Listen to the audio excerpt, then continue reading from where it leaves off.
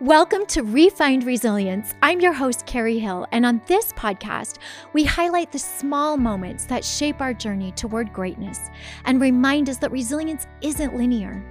Each episode features stories of perseverance and the little victories that often go unnoticed, illustrating that resilience is about finding strength in everyday life. Well, hello, everyone. I am really excited to bring to you my guest, Becky Kemp, today.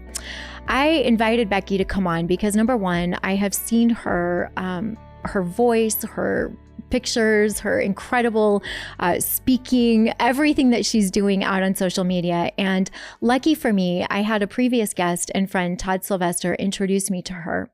And after I looked at some of her work, I thought I really want her to come on the show and talk to us about her work, what she's doing with the Word Effect, which is 7 simple words to create your most beautiful life. She is empowering individuals, and she teaches actually people how to reshape their narratives to achieve their true ambitions. And one thing that I love that she says is that she teaches people how to speak success into existence.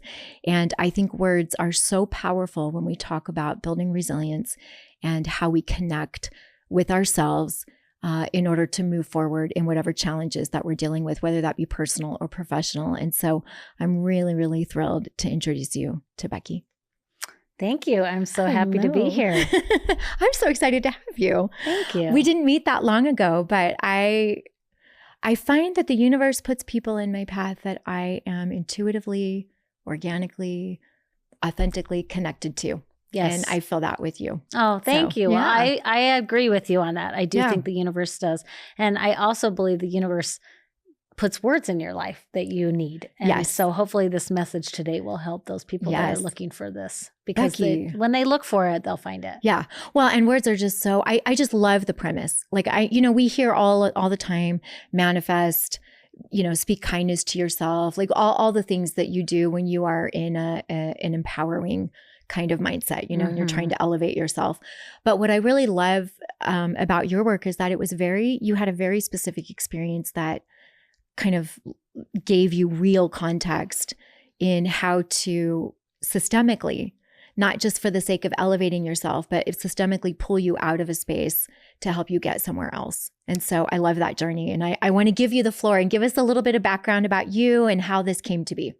Yeah, well, it is an interesting story when you look back at it. I think when you're in your story, sometimes it's hard to see, right? You don't see these things. So I have to preface that as I'm a little bit past from where I started, so I can look back and reflect and kind of go, okay. But about 10, 11 years ago, I found myself really in a stuck place. But yet on the outside, I looked the part. I'm married to my high school sweetheart. I have 5 boys. They're all beautiful, wonderful kids. I mean, of course, we have our ups and downs with them. Yeah, 5 boys. Nobody has perfection, so don't let me portray that. But I was in a space of, I knew all the right things to say and everything looked good, but inside I was full of anxiety. I was full of depression. I was full of just a lot of hard things, I guess, but a lot of it was the mental toll on myself. And I've always been a prayerful person, and I have always had some sort of relationship with God. It's evolved over time, and I've learned a lot. But I was praying one day, and I just felt really stuck. I just felt stuck. I just didn't feel satisfied in my life. I felt like I was always waiting for something to change, something on the exterior. If a circumstance in my life would change, then I would be. And I really got stuck in that thought pattern. Like if outside things would change, then my life could be better. So I kind of gave away my own power. Yeah. Because I was waiting for something else to change. Well, as you know, the only person you can change is yourself. You can't change the circumstances of your life. You can just change where you focus your thoughts. And so at this day, when I was praying, the thought came to me, change your words and you can change your story. And it really impressed upon me, like, what are my words? And at that same time, I was also kind of feeling really inadequate in a lot of areas of my life. And I was directed, and I've written a book called The Word Effect, 7 Simple Words to Create Your Most Beautiful Life. And if you want more detail, you can get it there because we don't have the time to go through it all. But the Cliff Notes version was, I was introduced and I found out that I had an addiction problem. And I was struggling with control issues. I was struggling with food issues. So a lot of times when we think of addiction, we think of things that like can like ruin your life. But my addictions were things that were ruining my life, but I could still portray that everything else was okay. So I wasn't like I was this overweight person. So sometimes you maybe think of someone with food addictions maybe eats a big tub of ice cream and a big pizza all to themselves. That wasn't really my story. Mine was more trying to control my weight. I had a lot of body image issues. I had a lot of body dysmorphia issues. And I've come to realize I think I just have a lot of image issues of like how I see the world. It was like everything was kind of cloudy for me. And so I kind of got this impression to change my words, you can change your story. And I was introduced to a 12-step program. And at first I was like, I don't have that problem. Like, thanks so much, but no. And I think that that's one lesson I've learned is I don't always know what I need, you know? Yeah. Especially when you think of resilience, right? Like we think of ourselves as like these strong people, but it's okay to not know the next step. It's okay to have to ask for help. It's okay to ask questions. But I had like kind of blocked all that off because I wanted to portray that I knew what I needed to do. And I was very put together and I could say all the right things, but inside I was like crumbling.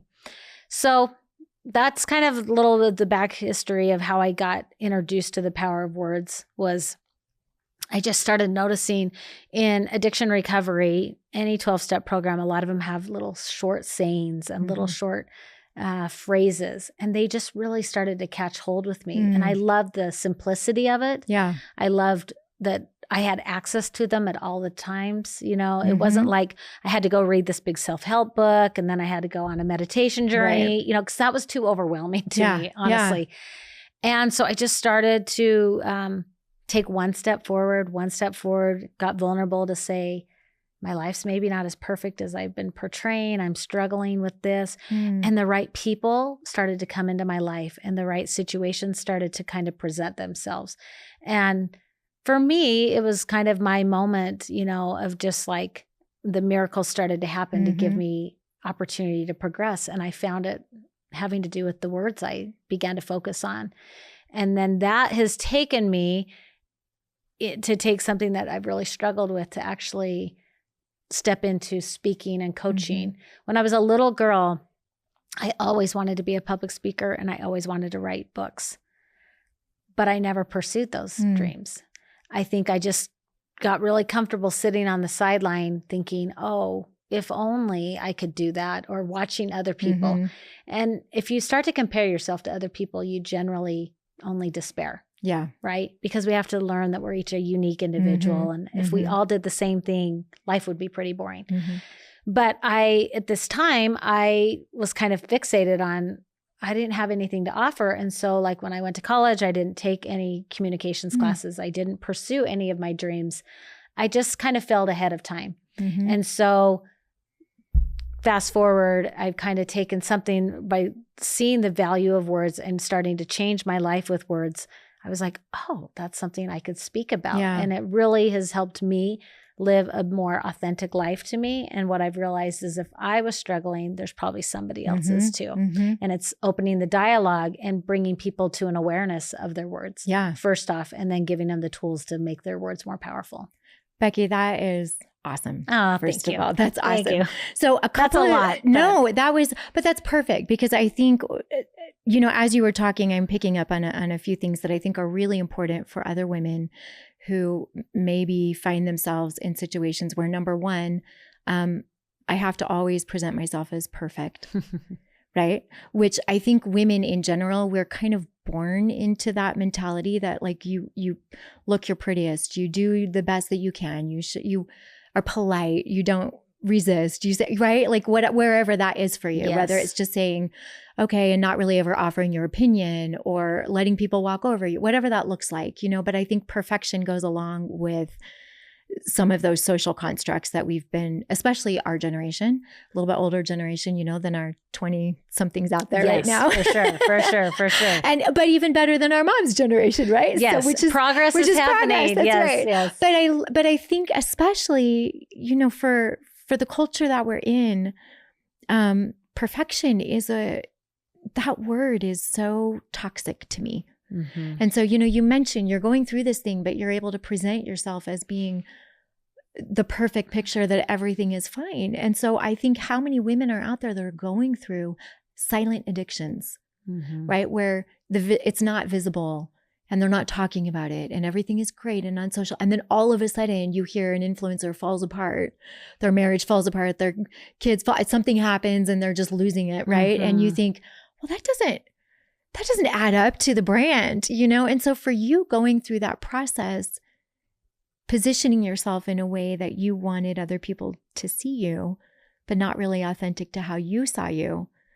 What was that experience like for you? You mentioned it was cloudy. I'd like to know more about that. Yeah. I mean, I was a chameleon, I would show up to the world and be who I thought you needed me to be. I would, I was really good at kind of trying to figure out who I needed to be. So have you ever gone to a conversation where someone says, how are you doing? And you say, fine, how are you? And then if you really pause for a second, you just had the worst day of your life, Yes.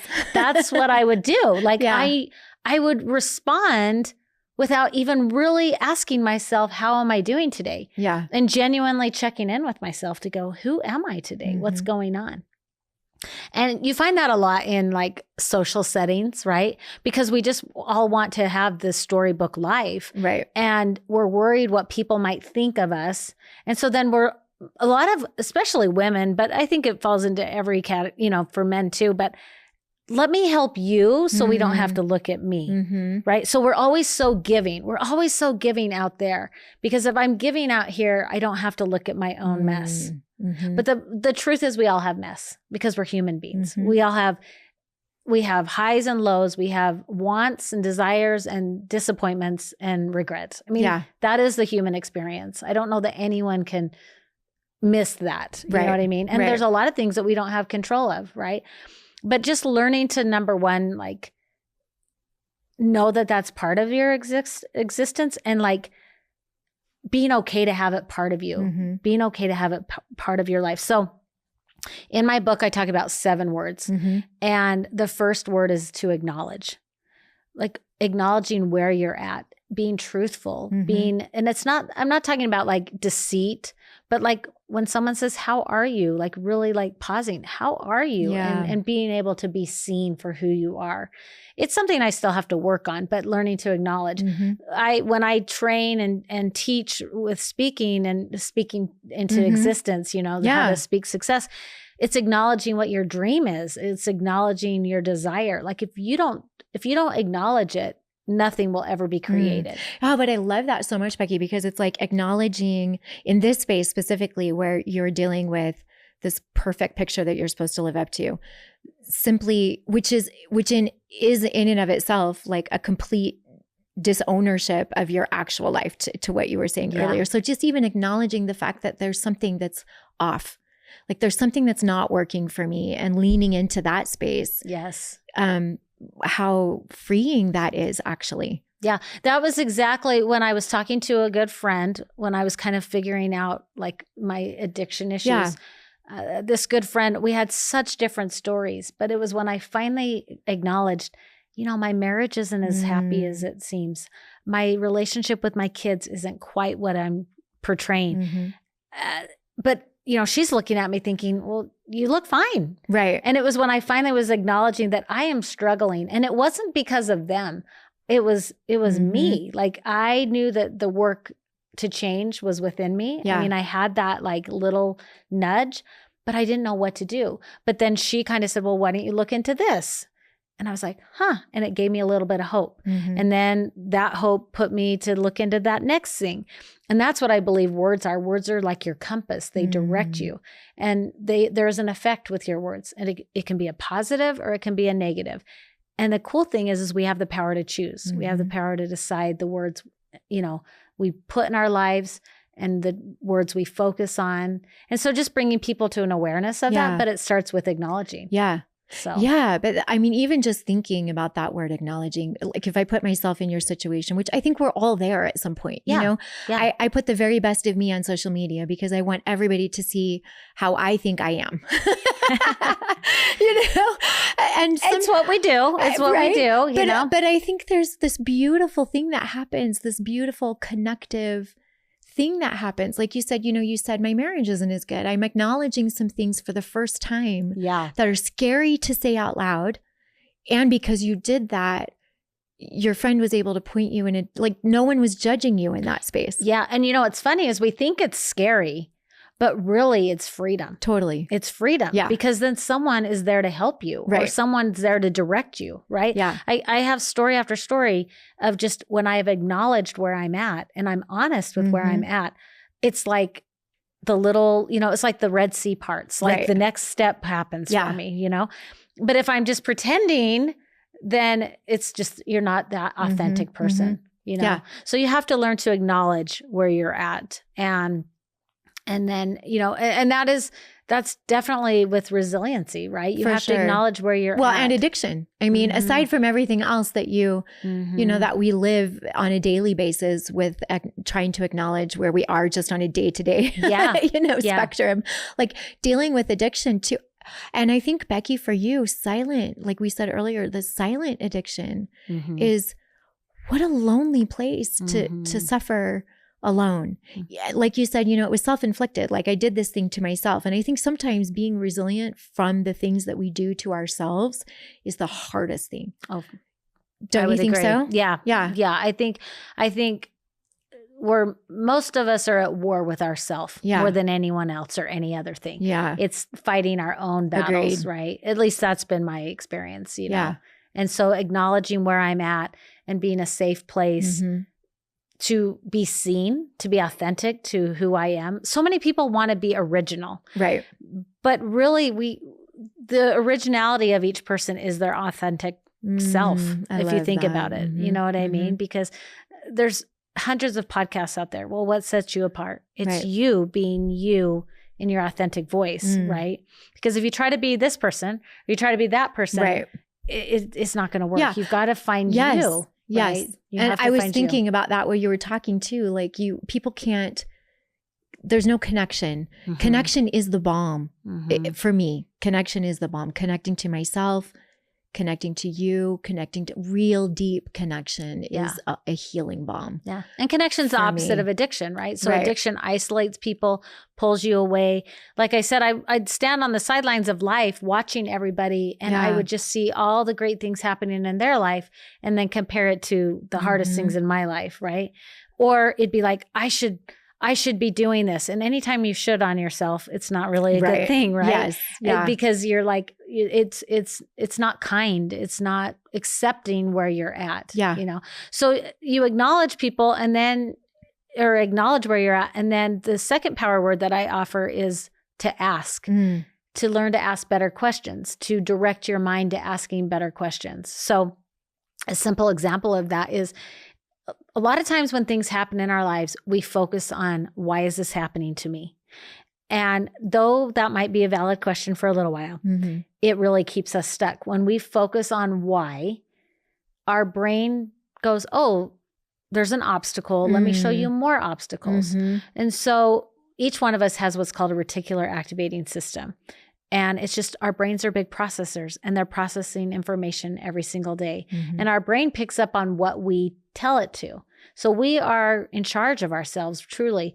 If we focus on the negative grows. Right. That's why we, hear from lots of people, you got to be grateful and have a gratitude journal. You truly need to focus on the good in your day if you want to see more good. But if you focus on the negative, that happens. Now, I get asked this a lot. Well, so are you happy all the time? Yeah. Like you don't have any problems? Yeah. And it's like, no, I'm still a human being. I still have ups and downs. I still have insecurities. I still have, imposter syndrome come up. Of course. Just like anyone, all do. Right? Yeah. But I have this toolbox of words to focus on. So instead of focusing on why is this happening, I like to remind myself and others to focus on how. How do I step over this obstacle? How do I keep moving forward? Mm-hmm. And that gives my brain a job. Mm-hmm. And when I give my brain a job, my brain actually does really good work. Yeah. Because now it's looking for solutions. Yeah, now it's purpose driven. Right? Right. And when you get in your purpose, it's a lot easier to create things Mm-hmm. and to innovate even when there's obstacles. It's when you see the big, stone in the road and you think, well, I can't do Mm-hmm. anything.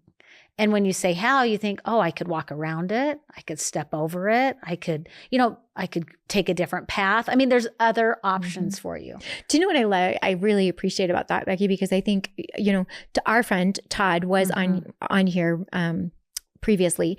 And one of the things that we talked about was that we're very lazy people. Like humans are lazy. Like we are big processing machines, but we want to do the least amount of processing that we have to, you know?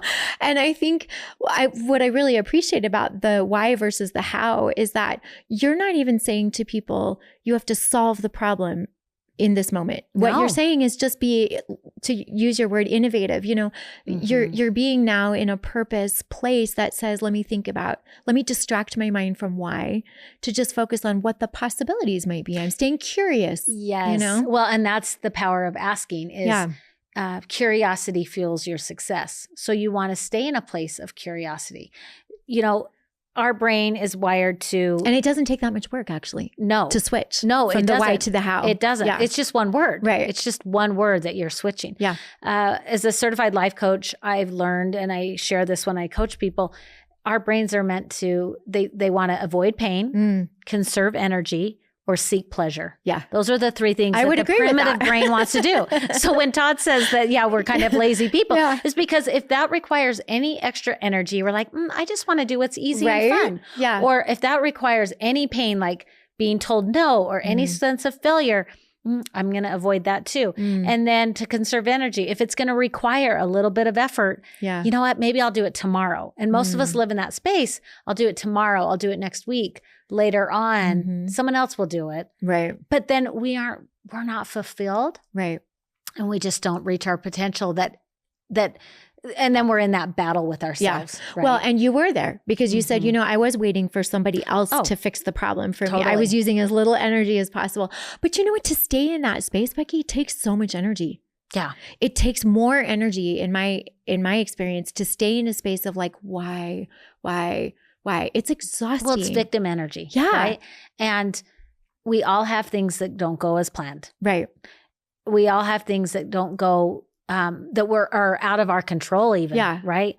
And that's one of the stories I like to share is when I was pregnant with my fourth, I so wanted to hear that it was going to be a girl so badly, because every girl wants a girl, right? Right. And my first one, a boy, I was okay. My second one, a boy, okay, they'll be brothers. Right. The third one, like that was when the tears started to set in. Not that I don't love my boys. Yeah. But that fourth one, I knew for sure it was going to be a girl. I mean, it had to be like, this is what I wanted. This was my plan from a little girl. And then sure enough, at the ultrasound table, they said it's another healthy boy. And my husband's smiling, thrilled, and I'm crying, and he can't understand why. And I say, well, if you just found out it was your fourth girl, you might be crying for a minute, right? But what the teaching point of that is that we all have plans. We all have dreams and desires, but there's some things that are not in our control. And I'm happy to say that my son's 20 years old, that fourth boy, and I love and adore him, and I can't imagine my life without him. Right, of course. Life has worked out, but it didn't go as I planned. Yeah. Well, whether you're running a business, whether you're training for a marathon, whether you're raising a family, there's always obstacles. Yeah. When I trained for a marathon, I had IT band problems. Okay, girl, can we just stop that you trained for a marathon? Just one, because it was a goal I saw my dad run a marathon and I wanted to. It was years ago. So I'm not awesome. A runner. Good for you. But what I'm saying is like you have this plan, you're all excited, and then you get in the middle of it and then you have problems. Yeah. And I could have quit, but instead I went to a doctor and I said, what are my options, right? And so I'd been learning this all along, I think, but in the last 10 years, I've really been able to take a framework and say, okay, what are the steps to move you forward? And then just make them really simple that anyone can use those words to practice. Yeah. Well, and sometimes I think that's all we need is just a blueprint. We just need someone to say, because it's not, I think most of the time we have a desire to make a difference. Sometimes. Yeah. I think most people do. They're inherently good. Yeah. I think they want to see something different if they're not happy with where they are at. But that switch to, why am I not happy? I'm not happy because all of these outside things have happened to me. And now me personally, which I think is so interesting that we allow so much control for outside things to have an impact on how we feel about ourselves uniquely. I always think about, trauma. Who was I? Just trauma in general. Yeah. Who was I inherently before this trauma came into my life? That's authentically who I am. Mm-hmm. So this trauma then is just external baggage that's been handed to me, and I have to carry it around for a little bit, but it's not who I am. If I carry luggage in my hands, the luggage is still separate from me. Yeah. Right. And so I can put it down. I can, maybe when I found out that I was having a boy, my husband and I both had the same circumstance. It was our fourth boy. Yeah. But we had two different reactions. Totally. And it had to do with our thoughts. Yeah. And that's what I want to empower people to see is it has to do with what you're thinking and the words you put on. Because I was focused on all the things I was giving up. That I wouldn't be able to take a daughter to dance class. My husband's thinking we don't have to go to dance recitals, right? Right? It's just a change in how we take those words, right? Yeah. He's like, I can afford college now. Yeah. Not one is right or wrong, but it's our perception to things. Right. And so it's learning to change your perception or regroup and go, okay, wait a minute, where am I focused? Yeah. And so the next power word after ask is accept. Yeah. So those three, acknowledge, ask, accept, because then you have to accept where you are right now. Mm-hmm. And that was one of my most powerful moments is I was watching a documentary actually on kind of food and body image issues. And I was just taking all this in. I didn't see it happening at the time, but they said, put these words in your life every morning, middle of the day, and evening. And the words were, I accept myself unconditionally right now. Well, I had to pause the documentary. What were those words? I don't really, those weren't words that I was putting on or putting in my life. So I wrote them down on a 3x5 card. And I thought, you know what? I have nothing to lose. Why not? I felt this sense of hope. Mm-hmm. So I wrote those words, I accept myself unconditionally right now. I put it on a 3x5 card and I put it in my bathroom mirror. And so I would say it to myself as I was brushing my teeth. And that was my first experience of learning to put on words, to intentionally put some words in my life every single day. And we hear a lot of people, they manifest or they have mantras and stuff like that. So it's a similar idea, but that really transformed my life. Now, I didn't just 2 days later, accept myself unconditionally. Sure. But over time, I remember something happened in my life. And I remember those words just kind of they started playing. That was like the soundtrack in my mind. But you accept yourself unconditionally right now. And I was like, oh yeah, I'm okay. I still have to say those words to me. So I invite people to find those words that mean something to them to practice putting them on. Yeah. And that's such a, when that becomes your default voice, wow, that's significant. That's powerful. When you do it enough, that actually is how you talk to yourself without even thinking about it. That's muscle memory. But it's something you have to practice. To do every day. You have to practice. And you can do it without having to do meditation or yoga or breath. You can do this outside of all of those things, which will just enhance that experience for you. Yes. But this is a standalone practice that you said, I just learned every day to put a word into my life, right? Yeah. And I think when we have those words, it's easy when we switch from the why to the how to the word affirmation of that process. It's easy for us to put the baggage down and go, okay, let me just sit right here. Acceptance, I can say these words. I can do this thing. So what's the next step after? Yeah. So after acceptance, then it gets real fun because then you jump into abundant thinking. Yeah. And abundant thinking is that innovative thinking and there's enough goodness out there for me to have my share instead of that scarcity mindset. Scarcity mindset is fearful and pulling back. Abundant thinking is there's enough for everyone. And what do I want to be? And who do I want to be? And then you get to step into that and you get to take your gifts and your abilities and define who you are. And so that's a really fun place, but you do have to practice it. You have to practice putting on abundant thinking. So back years ago when I was a little girl, the radios, you had to like turn them just so to get the radio station, right? They weren't digital. Yes, girl. I remember. Okay. Well, when I was younger, record Casey Kasem. Yes, I remember him too. Yeah, we are the same. So I remember if it wasn't just so, it was staticky and you couldn't listen to it. And it was like, ugh. Yeah. But once you got it to 97.1, let's say that's what it was, you could hear and everything was good. And that's that abundant thinking really was when I've learned to like tune into my thinking every day, practicing putting on better words. I see the world with more sunshine, with more light, with goodness. But when it's not, it's staticky and it's off. And the gift is that you can always adjust where you're tuning into. You know, you have the choice of where you want to tune. And so when I was discovering the power of words at that same time, I started a t-shirt business called Becoming Threads. I started it with my sister-in-law. Between us, we both have 5 kids each. So 5 years after my 4th boy, I had 1 more boy. So I'm a mom of 5 boys. And my sister-in-law had 5 herself. And we decided to team up and put out t-shirts with positive messaging. Cool. Neither of us had run a business, but we always wanted to. And we just like took the step. We acknowledged it. We began to ask questions. We just went for it. And we would put positive messaging on shirts, and especially as for women. And we would say, what words are you putting on today? And that became kind of our tagline, let what you wear tell your story. Yeah. And you could go into your closet. I, over time, had, 50 t-shirts, right? And I could choose the words I literally wanted to put on to remind me of kind of who I wanted to embody that day. And that kind of was the next stepping stone for me to go, wait, I really want to be a speaker and I want to share this message.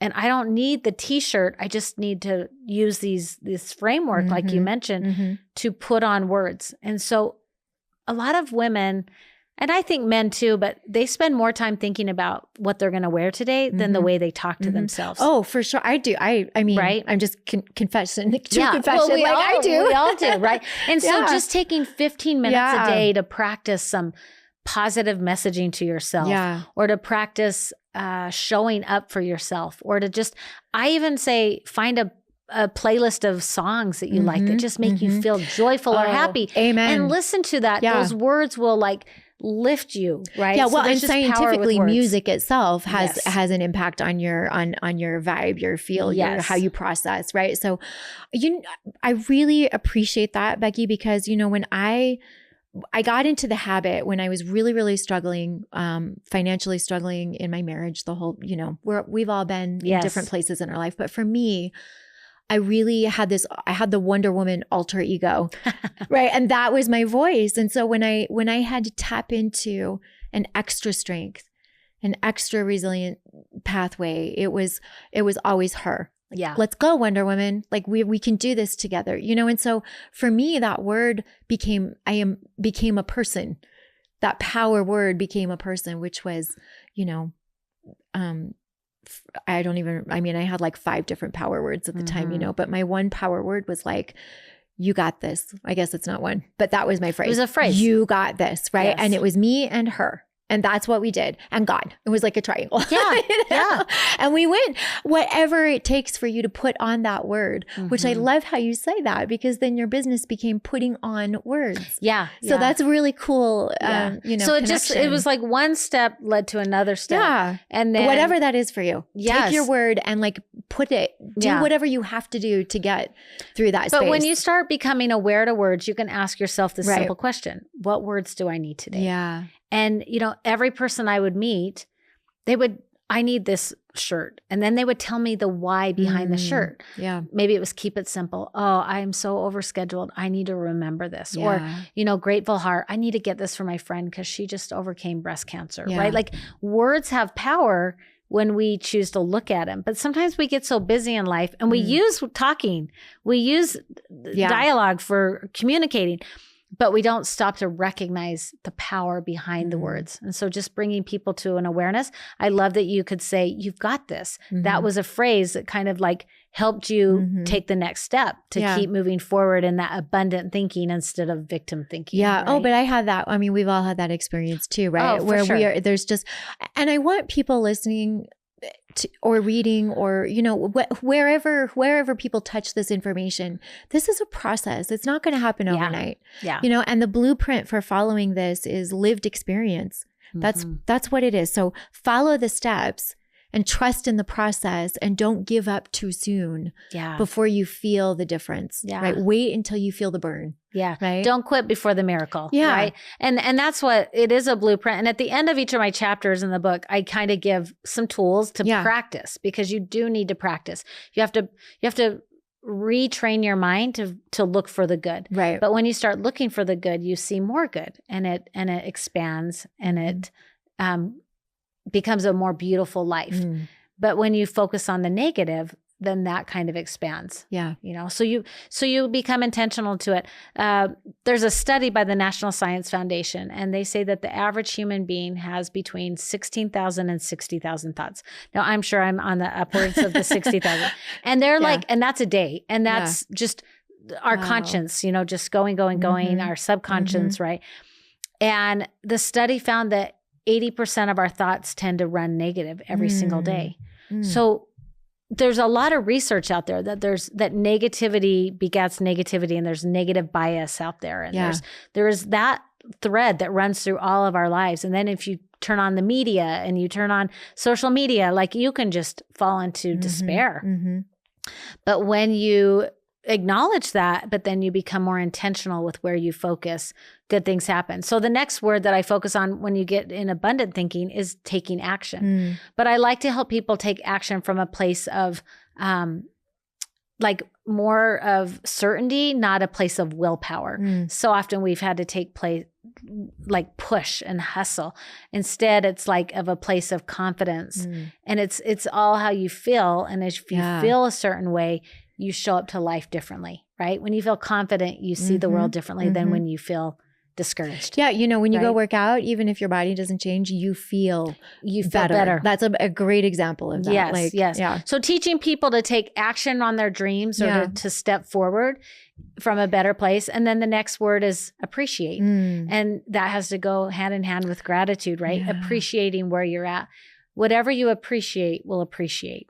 So if you appreciate your life. Say that again. Whatever you appreciate, appreciates. I like that. And so if you appreciate your life, it grows and it expands. If you appreciate relationships, they grow and expand. If you appreciate, you know, your bank account and you take care of it, it will actually appreciate, right? Like, it really factors into a lot of your life. But just one of the biggest things that I've had to work on myself, because I can tend to run negative. My brain just tends to run negative. That's just really what I found out 10 years ago, is to then pull myself back into today, get back into today, and then go, okay, what is good happening today? What can I appreciate? And sometimes it's just that it's blue skies out. Yeah. But like when you like give your brain a job to start looking for the good, then it's going to show you something else that's good, because that reticular activating system saying, okay, Becky's looking for the good. Let me show her a few more things that are good. But if you're focused on the negative, then your brain's like, okay, let me show you more. Right. So that's kind of where you go. And then from appreciating, the last word is aspire. And that goes hand in hand with what you're saying, because it's a blueprint. When we take a step up, we aspire. But guess what? There's another step to take, because that's our journey of life, right? You hear the metaphor, like once you've climbed one mountain, you get to the peak and you enjoy it, but then there's another mountain to climb, right? There's a lot of truth to that. Yeah. So what I hope people can do is then take these power words and take them in a personal situation, in a professional, any area they want, and use those words to get them to move in the direction they want. And I think they'll have a better effect with those words than maybe where they're at when they're feeling stuck and discouraged and in despair. Oh yeah, hands down, for sure. Well, and what I really value about that pathway is that, you know, when you do get to that mountain and you do, and resilience is you climb the mountain and then you see that there's another one, right? Yeah. Like it's a continuous like up and down, and you always have to come back to, in this case, come back to your words to get you through the next, part of this journey, whatever that looks like. And we're going to have these beautiful spaces in our life where we're in a lovely grace period and things are working well and all the things are good and our words are good and life is good. And then something's going to come up that we have to figure out, well, how do I navigate this? Now, how do I navigate this? It's different than what I was doing than the previous challenge, And so having that set of tools that's so accessible, so easy for you to reach into with your bank of words. Yeah. Your resiliency can be, so much faster. You can bounce forward so much faster when you've got a good bank of words to talk yourself through. Yeah. Yeah. And that's the asking yourself, like, what words do I need today? Where am I at today? Yeah. Just having a little bit more self-awareness then can keep you moving forward. You know, when you find any successful entrepreneur, when you really get to the bottom, most of them have had failure. Most of them have had things not go as planned. Well, what kept them moving forward? It was that they kept their vision, they kept their focus, they adjusted along the way, and they didn't use that failure to define who they were. That's the difference. Again, right? It's that baggage. Like, this is not who I am. It's just a thing. Yes. Yeah. And so letting circumstances be circumstances, but what are my thoughts today? Because whatever you think about, you actually begin to bring about, right? So just becoming intentional with that and helping people, because I've never met, I really have never met anyone that doesn't have a dream or desire that they want to accomplish, whether it's personal or professional, but everybody has things that they want to do generally. What keeps people from doing it is normally themselves. Yeah. That's their first obstacle, is to learn to manage their own thoughts. Yeah, to switch from the why to the how. Yeah. Right? How do I do that? Yeah. I met this entrepreneur the other day who runs a company called Smile. Okay. And it's just, he started out because he himself is in addiction recovery, ongoing addiction recovery, healing, and he looked at the suicide epidemic a few years ago when it was at its peak right around COVID time. And he just thought, I don't want to contribute to this.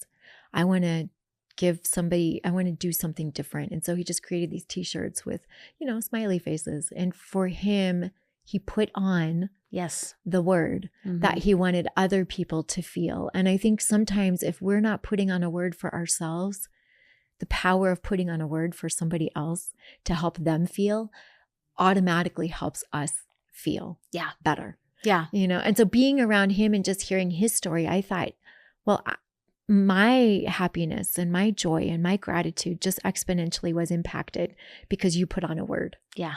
And now I'm able to look at something differently. So you are being this massive, incredible advocate for people to feel your transitions and your changes and your joy because you are a reference.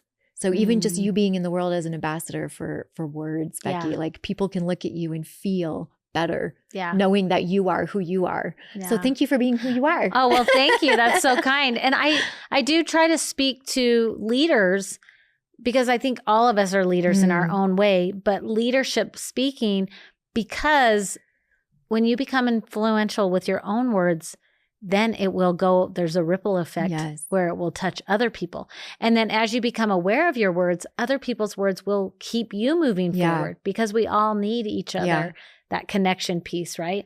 And so sometimes we're looking for like a strategy of like crunching the numbers more, but a lot of it has to do with like that internal work that a lot of us didn't learn when we were in school. Yeah. It just wasn't taught. Yeah. We don't teach that. Yeah. I appreciate that so much. And I think too, the beautiful thing about what your work is that you're not just teaching people how to use words in this capacity to overcome challenges and to do these things, but you're actually teaching people how to become the word. Yeah.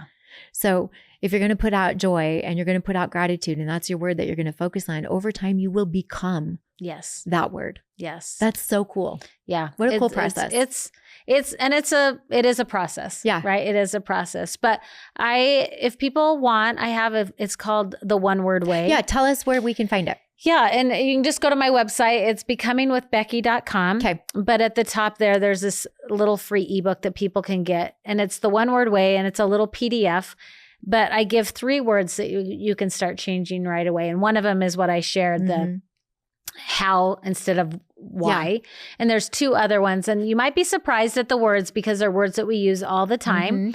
And there's simple little words that you can just start like tweaking and just playing with a little bit, like having fun with it. I mean, like, oh, wow, I didn't realize how often I was saying, why is this happening? And then that's putting me in a complaining mood, right? So it's something that people can use with their teams. They can use with their family. It's just a free resource to help people. And then all my information's there as well with speaking and coaching. Awesome. So. Well, we'll drop all the links in the show notes, which is perfect. So Becky, what is your definition of resilience? Oh, well, one of the simple phrases that I like to teach, it's an acronym, and it's TRY. And I love the word try because I feel like I can try. I won't be perfect. I've accepted that, but I can try. And to me, what try means is the T is for today. Like today, what am I going to do? And the R is redirect, because when I start focusing on the hard, I can stay there for as long as I choose, but I can redirect and like get back into the power within me to and then the why of try is your thoughts. So I like for resilience for me, and what I use on a regular basis is every day it's like, I'm going to try. Today I'm going to redirect my thoughts for good, despite what happens. Sometimes, there's lots of tears, and other days, they're just amazing days, right? And you've got everything in between. But I'll tell you just one last thing is, as a speaker, you put yourself out there a lot, and you get told no a lot. Yeah. Right. And you don't realize that in the beginning, right? Because you're so passionate and you like think this message can help everybody people, should love it. Right? And you apply to speak and you put your name out there, and they'll come back and say, oh, we've went a different way, or it was so great, but no, thank you. Right. And I'm still in a space where I have to work on not taking it personal and just be like, okay, that gave me practice. I tried. What can I learn from it? I'm still kind of working on that sometimes, because sometimes you really have your heart on something and you think this would be the perfect event. And, if I stay focused there, I'll miss out on all the good things that are happening, right? I'll miss out on the message that lights me up and I feel passionate to share. So instead, I have to be resilient with that. And like, okay, but today, what good happened? Oh, I'm on Carrie's podcast today, Well, that's a good thing for me today. Right? Like that's where you focus. And when you focus there, then you see more good. So say it one more time. So today is the T, for the R is redirect. Okay. And the Y is your thoughts. Okay. Yeah. Very cool. Because that you have the power to do. Yeah. Very easy. And you can actually write out that acronym and stick it on a sticky note somewhere that you can see it, or put it on your phone, so it pops up every half an hour. I'm trying. I'm focused on the good. Yes, I love that. Becky, thank you so much for this. I'm so impressed. You saw a problem in your own life and you stepped in to be the solution. And you went from why to how, and then you took that how exponentially into a lot of other places. And your work is powerful and it's good, and I appreciate you. So thank you so much here. And thanks for what you're doing too. It's awesome. Welcome. Thank you for joining us on this episode of Refined Resilience. We hope you found inspiration in the stories shared and the small moments that remind us all of our strength. Remember, resilience is built not just in the big challenges we face, but in the everyday experiences that shape who we are. A special thanks to our sponsor, Build Then Bless, for making Refined Resilience possible. Until next time, remember, it's the small moments of resilience that make us great.